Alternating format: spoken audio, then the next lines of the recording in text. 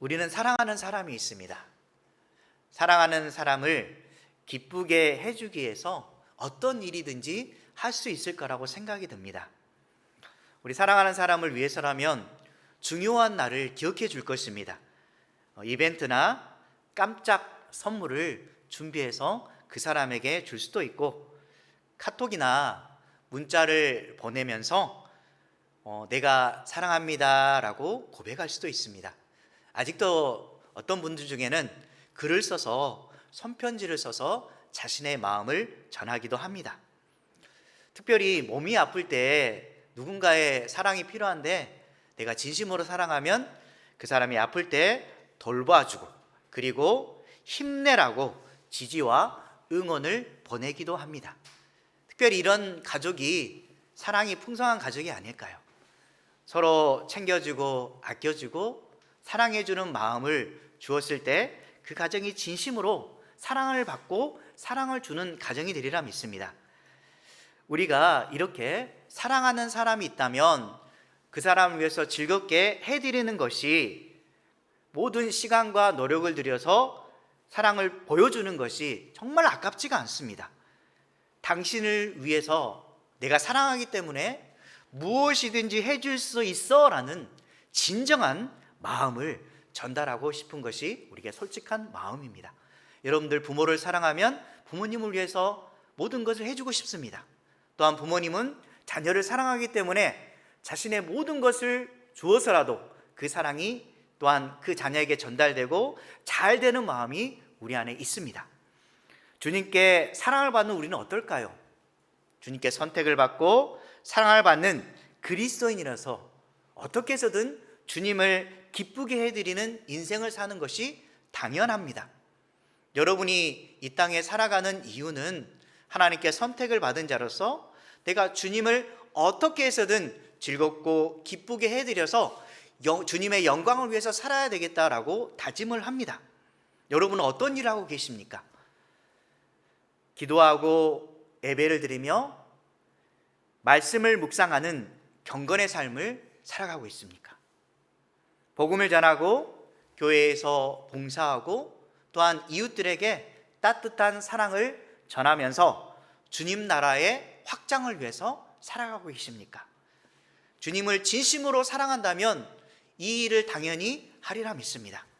오늘 말씀을 통해서 주님을 사랑하는 사람으로서 기쁘게 해드리기 위해서 우리가 삶에서 실천해야 될 우선순위가 무엇인지 살펴보도록 하겠습니다. 오늘 말씀에 보면 35절부터 시작해 보면 첫 번째로 기도하라고 합니다. 기도. 하나님과의 관계와 소통이 가장 우선시 되어야 합니다. 기도라는 게 무엇일까요? 기도는 주님과의 인격적인 대화이자 하나님과의 관계이자 교제하는 통로입니다. 우리가 이미 알다시피 대화가 없으면 생명을 잃어버립니다. 가정에서 서로 자녀와 사랑하는 남편과 아내가 대화가 없다면 어떨까요? 우리 코미디 프로그램에도 보면 대화 없는 한 가정이 대화를 시작하는데 무슨 말을 해야 될지 모릅니다. 그래서 밥만 먹습니다. 시작하는 말이 밥 먹으라 이렇게 시작합니다. 그리고 다음 말을 어떻게 해야 될지 모릅니다. 그래서 먼저 내가 자녀나 사랑하는 남편이나 아내를 위해서, 그리고 모든 가족을 위해서 어떤 일을 해야 될지 먼저 생각한다면 대화하기 시작합니다. 왜냐하면 다른 사람의 원함이 보이기 시작합니다. 내가 사랑하는 아들이 있는데 아들이 지금 어떤 것에 관심이 있다면 그 관심 분야를 먼저 물어봅니다. 그리고 또한 앞으로 어떤 도움을 줄 것인가 물어보면서 어떻게 해서든 좋은 관계를 유지하려고 합니다. 우리가 가정의 평화를 깨뜨린 이유가 뭐냐면 내 중심으로 살기 때문에 가정의 평화가 깨집니다. 당신은 나를 위해서 존재해야 되지 내가 당신을 위해서 존재하는 것은 아니야 라고 한다면 이기적인 마음이 자로잡혀서 가정의 평화가 깨지는 것입니다. 항상 우리는 먼저 내가 있기 전에 당신이 있고, 내가 먼저 있기 전에 자녀가 있고, 부모님이 계시기 때문에 내가 존재한다는 생각을 가지고 주변 사람을 먼저 챙기고, 특별히 가족부터 사랑하는 관계가 회복되시기 바랍니다. 반드시 집에 가시면 대화하려고 노력하시기 바랍니다. 마찬가지로 오늘 보면 가장 중요한 거, 주님은 대화하라, 하나님과 인격적인 만남을 가지라고 말씀하십니다. 마태복음 6장 6절 말씀 함께 읽겠습니다. 너는 기도할 때 내 골방에 들어가 문을 닫고 은밀한 중에 계신 내 아버지께 기도하라. 은밀한 중에 보시는 내 아버지께서 갚으시리라. 우리는 기도를 여러 가지로 생각할 수가 있습니다. 통성으로 하는 기도가 있습니다. 너무 마음이 아프고 힘겨울 때 소리를 세게 들려서, 하나님, 정말 내 자리가 너무 힘든데, 다른 사람으로부터 고통을 받고 있는데 제발 이 문제를 해결해 주십시오라고 간절한 마음을 담아서 크게 부르질 수도 있습니다. 하지만 오늘 마태복음 6장 6절 말씀처럼 주님과 조용한 관계 속에서 한적한 곳에 가서 따로 내가 하나님과 만날 수 있는 골방을 만들어서 그곳에서 1대1로 대화하는 게 상당히 중요합니다. 여러분이 혹시나 가정이 있다면 가장 먼저 생각할 것은 내가 기도할 자리가 어느 곳인가 생각해 보시기 바랍니다. 가정에서 하나님과 만날 수 있는 곳을 딱 정해서 그곳에서 하나님과 함께 교제하는 곳을 꼭 만들어서 대화하시기 바랍니다. 그러면 여러분의 마음의 아픔과 어려움이 있을 때마다 그곳에서 무릎을 꿇고, 하나님, 정말 내 마음이 답답합니다. 오늘 자녀가 어떤 일이 있었는데 이것을 해결할 길이 없습니다 라고 하나님께 낱낱이 아뢰시기 바랍니다. 그러면 하나님께서 그 기도를 들으시고 나에게 필요한 말씀을 꼭 주실 것입니다. 하나님과의 관계는 내가 먼저 주님께 찾아가서 주님께 아랠 때 주님께서 나와 만나 주시고 나에게 어떤 일을 할 것인가 알려주시는 겁니다. 멀리 있는 하나님이 아닙니다. 항상 우리 옆에 계셔서 나랑 만나자, 나와 함께 하자라고 하나님께서 말씀하십니다. 그래서 여러분들은 항상 하나님과 대화할 준비를 하시기 바랍니다. 기도의 골방을 마련하시고, 또 만약에 진심으로 대화하고 싶다면 걸을 때, 혼자 있을 때 묵상하면서 하나님과 동행한다고 생각하고, 하나님, 오늘도 아침부터 주님과 함께 할 수 있어서 너무너무 감사합니다. 이렇게 시원한 바람도 주시고 또한 사랑하는 사람도 주셔서 너무너무 감사합니다 라고 하나님과 속닥이면서 걷는 것도 중요합니다. 그게 바로 하나님과 동행하는 삶입니다. 동행하는 삶은 하나님이 내 옆에 계셔서 나와 함께 하시고 모든 일을 책임져 주신다는 마음을 가지고 그분과 함께 할 때 동행하는 인생을 살아가는 것입니다. 그렇다면 우리가 기도할 때 어떤 마음 자세로 기도해야 될까요? 우리가 기도는 하면 하나님은 멀리 있는 분인 것 같고 또 내가 기도하면 응답해 주실까라는 의심도 생기는데, 하나님은 우리에게 원하는 마음이 있습니다. 그것은 빌립보서 4장 6절에서 7절 말씀에 잘 나와 있습니다. 함께 읽겠습니다. 아무것도 염려하지 말고 다만 모든 일에 기도와 간구로 너희 구할 것을 감사함으로 하나님께 아뢰라. 그리하면 모든 지각에 뛰어난 하나님의 평강이 그리스도 예수 안에서 너희 마음과 생각을 지키시리라. 그렇습니다. 가장 먼저 해야 될 것은 염려하지 말아야 됩니다. 자꾸 우리는 문제가 생기면 걱정하고 두려워합니다. 그래서 하나님께 말씀드리는 것조차 두렵습니다. 그것을 깨뜨리기 위해서는 염려하지 말고 기도할 때 하나님께서 나의 기도에 응답하실 거라는 확신을 가지고 하나님과 대화하시기 바랍니다. 왜냐하면 내 이익을 위해서, 내 목표를 위해서 기도하지 않는 한, 주님의 영광을 위해서 쓰임받기 위해서 내가 기도한다면 주님께서 반드시 응답해 주십니다. 우리 기도할 때는 항상 미래에 하나님께서 나의 기도를 응답해 주실 거라는 확신을 가지고 기도할 때 우리 안에 무엇이 찾아오냐면 평강이 찾아옵니다. 맞아. 하나님께서 나와 함께 해주시고 앞으로 모든 일을 해결해 주실 거야 라고 내가 믿음을 갖는 그 순간에 내 안에 기쁨과 평안이 찾아오는 것입니다. 여러분이 무엇을 두려워할 게 있겠습니까? 내 인생의 마지막은 하나님과 함께 하기 때문에 우리가 어떤 일을 하든지, 우리가 어떤 일을 잃어버렸든지 원하는 뜻대로 되지 않았든지 결코 두려워할 필요가 없습니다. 우리는 이미 모든 것을 얻은 자입니다. 그렇기 때문에 오늘 하루를 기쁨으로 즐거워하면서 하루하루를 살아가는 것입니다. 자녀가 혹시 힘들게 하더라도 이 자녀가 앞으로 다시 돌아서서 선한 사람으로 살아갈 거라는 기대감을 가지고 주님께 기도하면 이 아이가 바르게 자라나게 될 것이고, 또한 부모님이 자신의 마음과 합하지 않는다고 해서 속상하게 여기지 마십시오. 부모님은 항상 여러분 편에 서서 어떤 일을 하든지 간에 감사하는 마음으로 여러분을 도와주려고 합니다. 그래서 서로 대화하고 아껴주는 관계가 되었을 때 모든 문제가 술술 풀리게 될 것이고, 가정이 회복되고 사랑하는 관계 속에서 주님의 평안이 저와 여러분과 함께하리라 믿습니다. 예수님께서 지금 전날 밤까지 사실상 회당에서 가르치셨습니다. 그리고 귀신을 쫓아내시고 많은 병자를 치유하셨습니다. 얼마나 피곤하실까요? 하나님인데 뭐 피곤하시겠어 라는 생각이 드는데, 하나님은 예수님을 보내셨는데 인간의 모습으로 낮아지게 하셨고 똑같이 피곤하고 배고프고 아픔을 느끼도록 하셨습니다. 단 하나 차이점이 뭐냐면 예수님은 죄를 짓지 않는다는 것입니다. 우리 안에는 늘 욕심과 이기적인 마음으로 죄가 가득하지만 예수님은 죄를 짓지 않습니다. 하지만 인간으로 낮아져서 너무 피곤한 상태에서 우리가 생각할 때 피곤하면 잠을 자고 싶다, 또한 내가 원하는 것을 즐기고 싶은 마음이 먼저입니다. 그런데 예수님은 이 피곤한 몸을 이끌고 한적한 곳으로 갑니다. 왜 그곳에 가셨을까요? 그분은 기도하러 가셨습니다. 도저히 이해가 안 됩니다.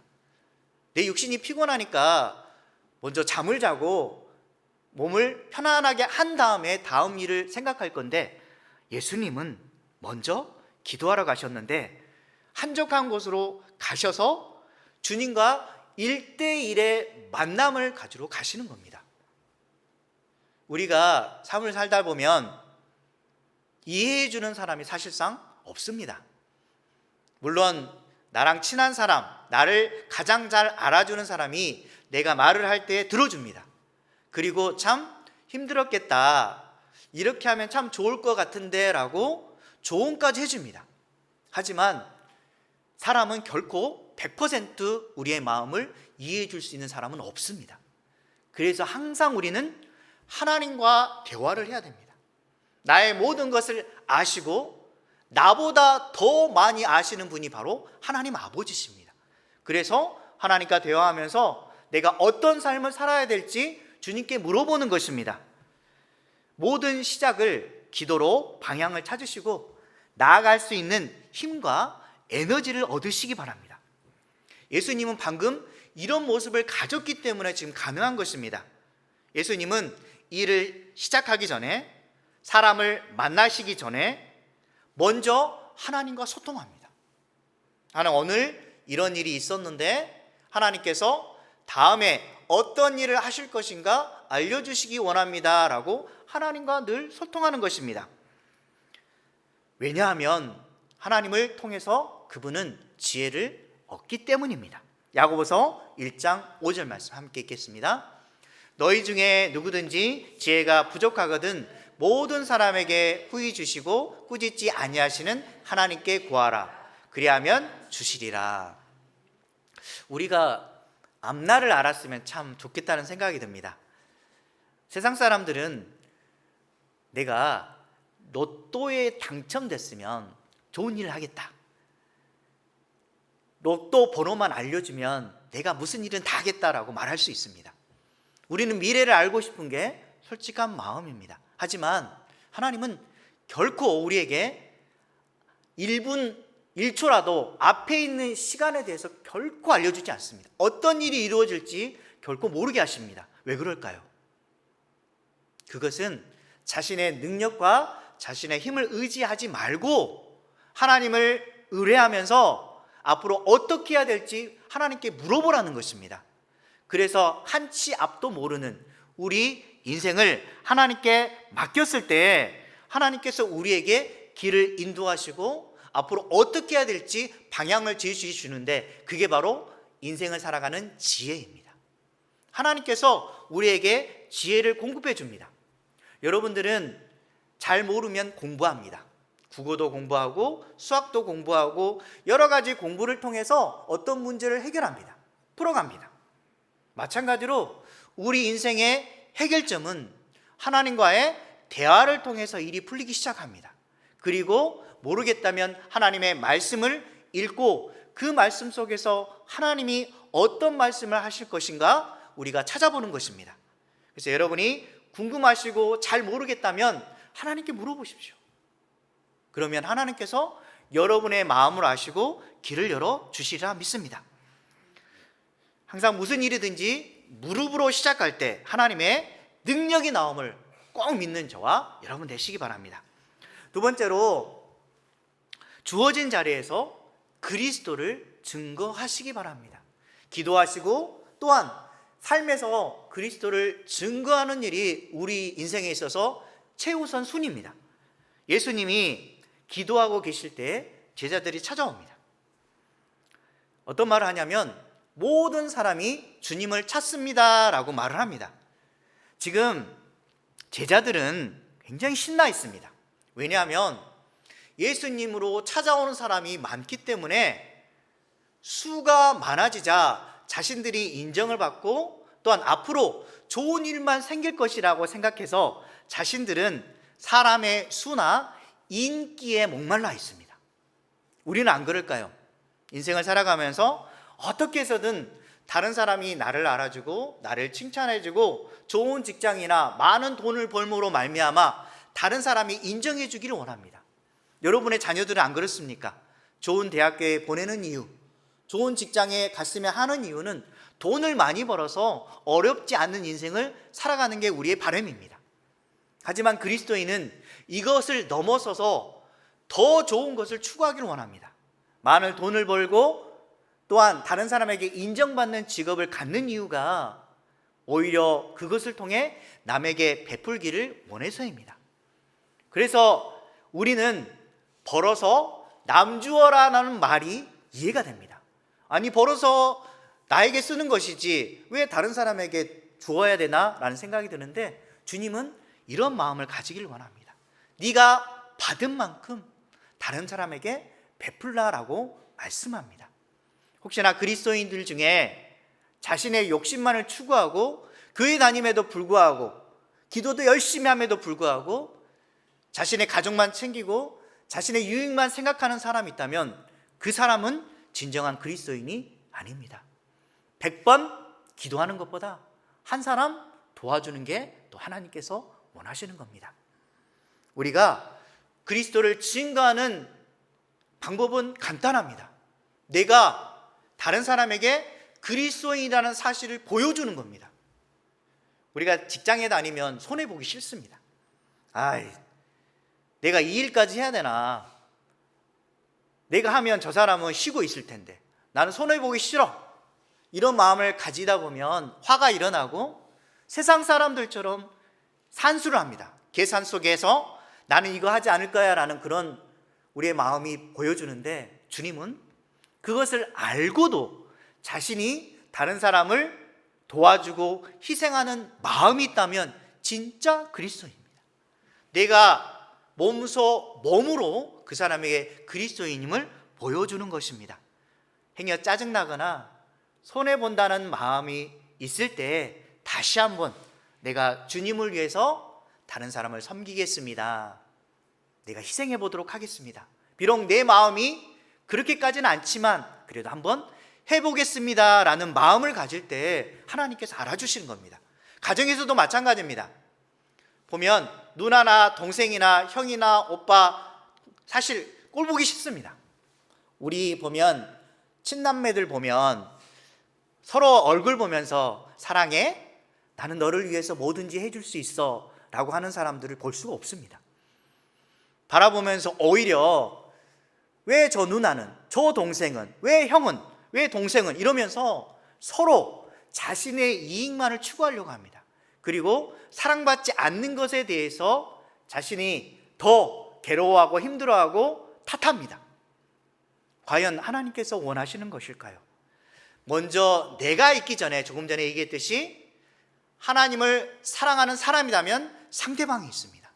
그래서 내가 오히려 그 사람을 사랑하지 않고 베풀어주지 않는 것에 대한 미안함이 있어야 됩니다. 그래야 했을 때 나도 미안하고 상대방도 나를 오히려 사랑해주고 아껴줄 때 서로 관계가 좋게 형성이 되고 그 가정이 평안해지게 되는 것입니다. 그래서 항상 주님을 증거하려는 사람은 먼저 자신을 낮추고 섬겨주는 자리에 있는 것입니다. 주어진 자리에서 그리스도를 증거하는 일에, 그리고 이웃을 섬겨주는 일에 최선을 다하시기 바랍니다. 빌립보서 1장 20절 말씀 함께 읽겠습니다. 나의 간절한 기대와 소망을 따라 아무 일에든지 부끄러워하지 아니하고 지금도 전과 같이 온전히 담대하여 살든지 죽든지 내 몸에서 그리스도가 존귀하게 되게 하려 하나니. 뒷부분 보면 내 몸에서 그리스도가 존귀하게 되게 하려 하나니. 우리가 모든 일을 진행하는 이유는 내 자신이 높여지고 드러내는 것이 아니라, 내 인기를 위해서 살아가는 것이 아니라 예수님의 이름이 다른 사람들 앞에서 존귀하게 드러난다는 사실이 가장 중요합니다. 여러분들이 가는 곳곳마다 꼭 생각해 보시기 바랍니다. 나의 이름을 높이기보다 주님의 영광을 위해서 오늘 하루를 살겠다라고 다짐하는 순간 여러분의 마음에 평안이 생기기 시작합니다. 미워했던 사람마저도 사랑하려는 마음이 생기기 시작합니다. 희한합니다. 이게 바로 주님이 주시는 마음입니다. 그런데 혹시나 교회에서 봉사하고 사명을 감당하는 일을 내 자신을 드러내는 수단으로 생각하고 있다면 여러분은 부끄러운 인생을 살고 있습니다. 봉사하는 이유는 내가 봉사함을 통해서, 다른 사람을 섬김을 통해서 예수 그리스도가 존귀하게 여김을 당하는 것입니다. 여러분들 교회에서 꼭 주님의 영광을 위해서 기꺼이 헌신하는 저와 여러분 되시기 바랍니다. 세 번째로, 한 영혼을 향해서 진심 어린 사랑의 마음을 품으라는 것입니다. 사랑. 쉬운 듯해도 이 사랑이라는 마음을 품는 것은 너무너무 어렵습니다.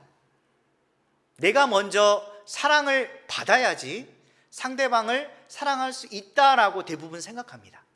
하지만 주님이 원하는 것은 내가 먼저 손을 내밀고 그 사람을 사랑하라고 말씀합니다. 그런데 요즘 그리스도인들이 많이 이기적으로 변하고 있습니다. 자신밖에 몰라서 세상 사람들처럼 똑같이 네가 줘야지 내가 주지, 내가 먼저 주랴라고 하면서 자신의 지갑이나 봉투는 열지 않고 상대방의 것을 먼저 바라고 원하는 그런 이기적인 모습을 발견하게 됩니다. 이것은 결코 그리스도인다운 모습이 아닙니다. 여러분이 혹시나 대접받고 싶다면 먼저 그 사람을 대접하시기 바랍니다. 자신의 지갑을 열어서 그 사람을 대접해 주시고, 아까워하는 마음이 아니라 내가 주님을 위해서 섬기는 마음으로 이 사람을 사랑하고 대접하겠습니다 라고 했을 때 하나님께서 오히려 더 많은 것으로 채워주시리라 믿습니다. 자신의 지갑이 닫히면 닫힐수록 물질의 문도 닫힙니다. 하지만 주님을 위해서 다른 사람을 섬기고 지갑을 열면 열수록 여러분의 통장의 잔고와 물질은 풍성히 쌓이리라 믿습니다. 왜냐하면 모든 물질을 공급해 주시는 분은 바로 하나님이십니다. 중심을 보시는 하나님께서 사랑의 마음을 품고 섬기려는 마음을 가질 때 필요한 것 하나씩 하나씩 공급해 주십니다. 자녀들에게도 볼 때 욕심을 부리고 대하면 자꾸 욕심만 생깁니다. 되지 않은 일에 대해서 자신이 잘못된 마음을 품을 때 뜻대로 되지 않습니다. 그러다 보면 자신의 마음에 아픔이 생기고 우울증까지 생깁니다. 여러분들은 자녀에 대한 기대감을 하나님께 먼저 맡기십시오. 그러면 사랑은 통한다고 했습니다. 내가 사랑을 주면 그 사람도 그 사랑을 받고 나에게 사랑을 주려고 하는 것입니다. 주님께서 원하시는 마음이 이것입니다. 한 나병 환자가 찾아옵니다. 그가 이런 말을 합니다. 원하시면 저를 깨끗하게 하실 수 있나이다 라고 꿇어 엎드려서 간구합니다. 나병 환자는 사실상 이스라엘 백성들에게 부정한 사람입니다. 그래서 결코 가까이에서 보통 사람들과 만날 수가 없습니다. 그럼에도 불구하고 그는 용기 내어서 사람들 앞에 나옵니다.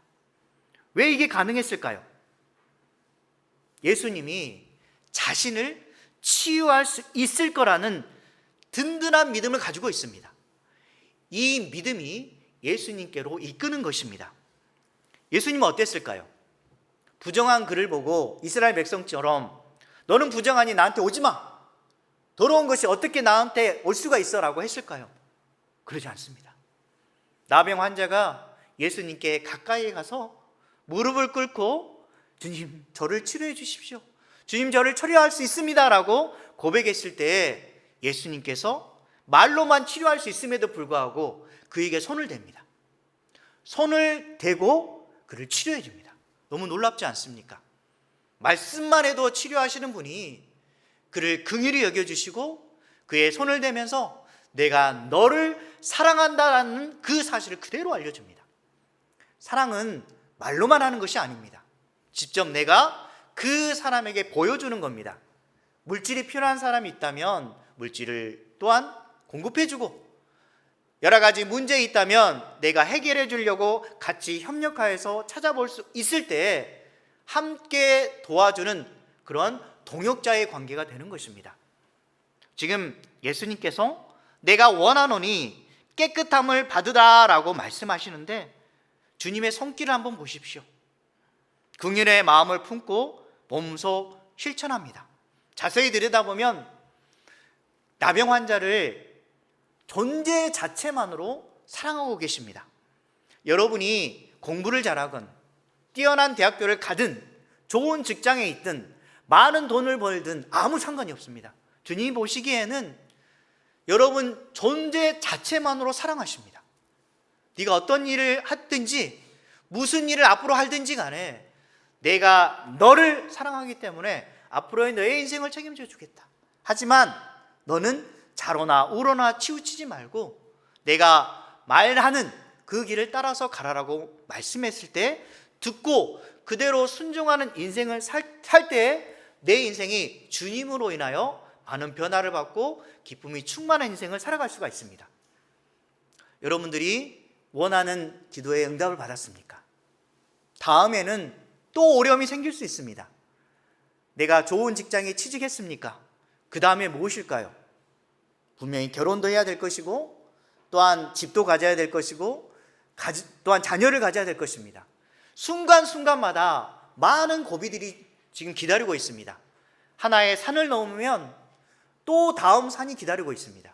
그래서 우리는 늘 한 치 앞도 모르는 인생길에서 광야 같은 인생길에서 주님께 내 자신을 맡기고 하나님 제 인생의 길을 책임져 주십시오. 이 앞길을 열어주시기 원합니다라고 주님께 간절히 기도하고 살아가는 것입니다. 그래서 우리의 인생은 로마서 14장 8절 말씀 함께 읽겠습니다. 우리가 살아도 주를 위하여 살고 죽어도 주를 위하여 죽나니 그러므로 사나 죽으나 우리가 주의 것이로다. 그러므로 사나 죽으나 우리는 주님의 것입니다. 만약에 여러분 중에 이러한 고백이 없다면 나는 하나님께 선택받지 않는 사람입니다. 교회 안에는 분명히 말했듯이 알곡과 쭉정이가 있습니다. 교회를 다닌다고 해서 구원받는 게 아닙니다. 주님의 진실한 마음을 알고 주님께 예배를 드릴 때 하나님 살아계심을 알고 모든 것을 맡기려고 하고 주님 뜻에 따라 사는 사람이 쭉정이가 아닌 알곡입니다. 쭉정이는 이런 마음을 가질 수가 없습니다. 사나 죽으나 저는 주님의 것입니다. 여러분이 마지막 순간에 천국에 갈 것인지 지옥에 갈 것인지 하나님께서 알려주십니다. 여러분이 진심으로 믿음이 있다면 모두가 천국에서 주님의 나라를 누리며 사시기 바랍니다. 그리고 한 가지 알아야 될 게, 나는 구원받았으니까 이 정도 살면 끝이야, 괜찮아, 이 정도면 나름대로 열심히 살지 않았을까? 이렇게 생각하는데 생명책에 여러분의 믿음의 행적들이 다 기록되어 있습니다. 어렸을 때부터 주님을 위해서 행했던 모든 일, 자녀와 그리고 섬기는 모든 일에 있어서 어떤 일을 행했든지 간에 다 적혀 있습니다. 그렇기 때문에 구원은 믿음으로 이루어지고, 또한 여러분의 열매는 오로지 여러분이 행했던 일로 측정이 됩니다. 그래서 구원받는 것 자체만으로 감사하면 참 좋은데, 이 구원에 대한 너무너무 감사함을 앞으로의 삶을 통해서 계속해서 보여줘야 됩니다. 왜냐하면 나의 행적들이 다 기록되기 때문에. 주님 앞에 서면 낱낱이 아랜다라고 말씀합니다. 요한계시록에 보면. 여러분들이 부끄러운 구원을 받으시겠습니까? 아니면 주님 앞에 섰을 때 칭찬받는 믿음의 인생을 사시겠습니까? 우리는 살아도 주를 위해, 죽어도 주를 위해 사는 사람입니다. 나병 환자가 고침을 받은 다음에 어떤 일을 했을까요? 분명히 예수님께서 알리지 말라고 했는데 너무너무 감사했습니다. 나 같은 자를 치료해 주신 예수님께 너무너무 감사해서 그는 세상에 나가서 저분이 나를 치료해 줘서라고 알리기 시작합니다. 그러면 우리는 어떻게 해야 될까요? 구원받는 이 사실을 잠잠히 나만 가지고 있을까요? 아닙니다. 내가 움직이는 곳곳마다 당신도 나와 같이 구원받기를 원합니다. 만약에 당신이 믿지 않으면 영원한 지옥에서 고통을 받게 될 것인데 여러분 어떻게 하시겠습니까? 갈라디아서 2장 20절 함께 읽고 말씀을 정리하고 마치겠습니다.